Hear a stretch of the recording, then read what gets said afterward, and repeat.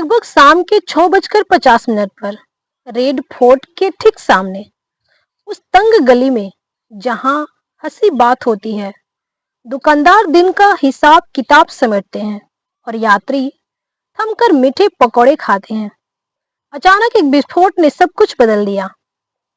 यह वह रात थी जब दिल्ली, जो जनजीवन की चकाचौंध में जी रही थी, अचानक भय और शोक की चादर में लिपट गई। 10 नवंबर 2025 की शाम लगभग 6:52 पर एक सफेद Hyundai i20 car traffic signal पर धीमी गति से आकर खड़ी हुई और कुछ ही पल में उसमें बम विस्फोट हो गया। यह घटना पुरानी दिल्ली के भीड़भाड़ वाले चांदनी चौक सब मिल मार्ग के पास हुई, जो कि देश के प्रतिष्ठित ऐतिहासिक स्थल रेड फोर्ट के बहुत करीब है।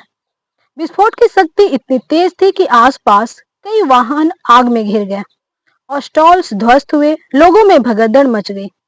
प्रारंभिक जानकारी के मुताबिक 8 से 13 लोग मारे गए और 20 से अधिक घायल हुए हैं। मामले की जांच नेशनल इन्वेस्टिगेशन एजेंसी को सौंपी गई है और मामला एंटी टेरर कानून unlawful activities prevention act EVPA के तहत दर्ज हुआ है। कार लगभग 12 दिन तक पार्क थे हरियाणा के AI फलाह मेडिकल कॉलेज कैंपस में। फिर अचानक दिल्ली आए। विस्फोट परंपरागत आत्मघाती हमला जैसा नहीं था। जांच एजेंसियों को क्रेटर नहीं मिला, सेंट्रल नहीं मिला, कार अभी भी चल रही थी जब फट पड़ी। इससे अनुमान लगाया गया है कि जो हमला हुआ है पैनिक में हो गया है। विस्फोट में उपयोग किए गए विस्फोटक पदार्थों पर भी ध्यान है। जांच के दौरान बड़े पैमाने पर विस्फोटक और उपकरण पकड़े गए।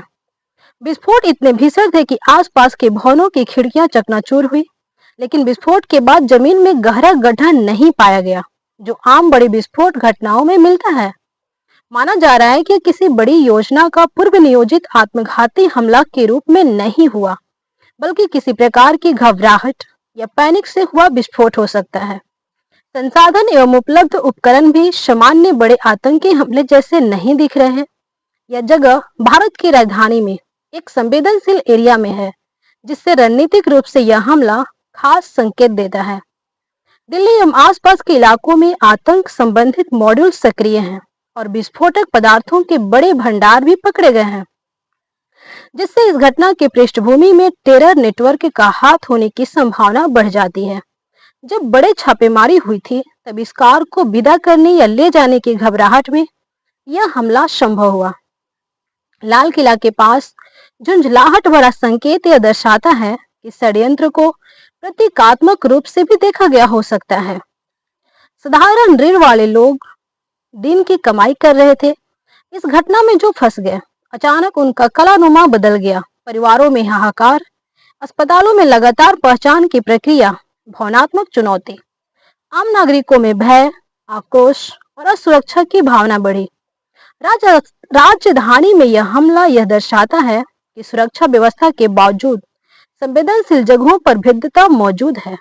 विस्फोटक का बड़े पैमाने पर भंडार, जिसे पकड़ना आवश्यक था, शहर के तंत्र को तेजी से सक्रिय होना पड़ा। पारंपरिक मॉडल से हटकर घबराहट से सक्रिय होने वाले मॉड्यूल से हमें सावधान रहने की आवश्यकता है। नीतिगत प्रश्न ये होते हैं कि क्या राजधानी के मुख्य संवेदनशील जगहों पर पुरानी नई खामियां मौजूद हैं? बड़े विस्फोटक भंडार पर निगरानी कैसे बेहतर हो सकती है? आम नागरिकों की सुरक्षा चेतना और प्रतिक्रिया तंत्र क्या पर्याप्त तैयार हैं? न्याय प्रक्रिया में पारदर्शिता और शीघ्रता कितनी है? 5 बड़े सवाल ऐसे जो सबके मन में उठ रहे हैं, जो ये हैं कि क्या यह हमला आत्मघाती था या पैनिक में किया गया विस्फोट?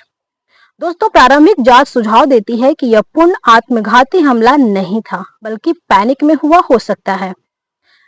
इसका स्रोत और नेटवर्क कौन सा है? अगर बात करें तो विस्फोटक भंडार और चिकित्सा पृष्ठभूमि वाले आरोपी यह इंगित करता है कि यह साधारण मॉड्यूल नहीं हो सकता। भौगोलिक रूप से क्यों चुना गया लाल किला नजदीकी इलाका? यह शहर केंद्रीय प्रतीक है, जहां जन चालित क्रिया ज्यादा होती है। रणनीतिक रूप से कोशिश हो सकती है और अधिक भय पैदा किया जाए। सुरक्षा तंत्र किस हद तक सक्षम था और किन खामियों को उजागर किया गया, तो अभी भी पता नहीं। कि कार स्थल तक कैसे निकली, कितनी देर पार्क थी, ये प्रश्न अभी भी बने हुए हैं। अब आगे क्या होना चाहिए? सुधार उपाय क्या रहने चाहिए? त्वरित एजेंसी समन्वय, विस्फोटक ट्रैकिंग तंत्र, नागरिक जागरूकता, संवेदनशील क्षेत्रों में अतिरिक्त सतर्कता।